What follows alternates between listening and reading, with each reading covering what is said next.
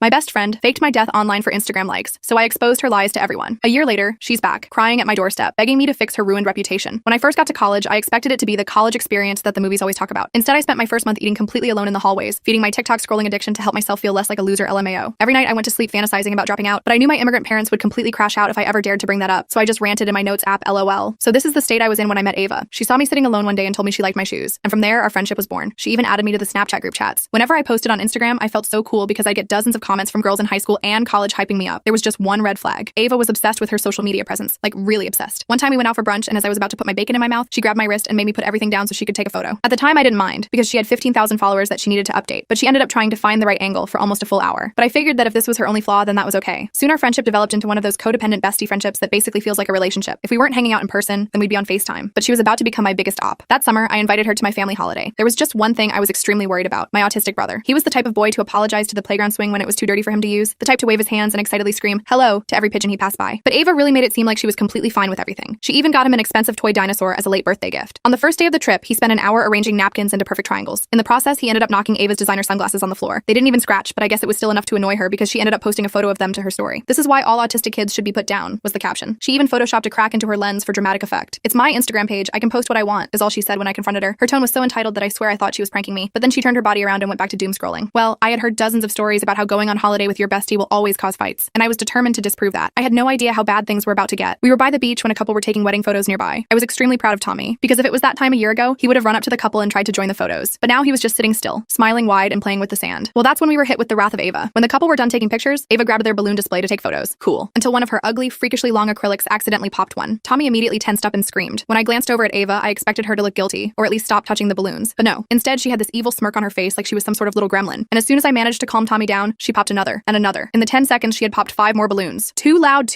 Tommy was screaming, while hitting his head with his fists. It wasn't until I shoved sand into Ava's charging port that she finally stopped. I didn't speak to Ava for the rest of the day, and I was ready to spend my savings on buying her an early flight home. That's when I got the text. It was my mother. Up to this point, we hadn't seen her and my dad all day because it was their wedding anniversary. She sent me a screen recording of Ava's Instagram story. It was a video of Tommy having a meltdown, captioned with "me when the plug cancels on me." And as if that wasn't bad enough, in the next post, she put up a poll saying, "Should we leave him here or nah?" with the only voting options being yes and absolutely. Luckily, my mom was just as angry as me. So her next message was a QR code of the flight she had booked Ava for the next morning. And the second Ava hopped in the Uber to the airport, I blocked her on everything. That evening, my phone was completely blowing up. Everyone was texting saying they had no idea I was struggling with my health. So I made a fake account to check Ava's story. Yep, there it was. A photo of me lying in bed completely photoshopped with AI to make it look like I was on death's doorstep, alongside a GoFundMe link to support my chemotherapy for stage 3 lung cancer. I pinched the bridge of my nose and sighed, because there was one thing Ava didn't know: I would do anything to avenge my brother. I immediately called GoFundMe to report the fraudulent campaign. They took it down within hours, but the damage was already done. Screenshots were circulating, and people were messaging me asking if I was really dying. Some were even angry